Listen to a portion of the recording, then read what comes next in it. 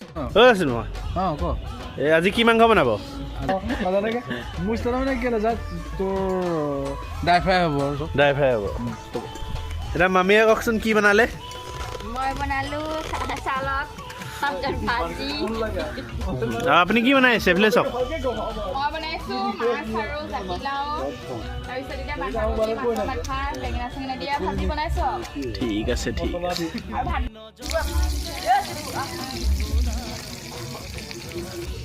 অ' বিভাস এই ফুটা ফুটিয়ে খাতা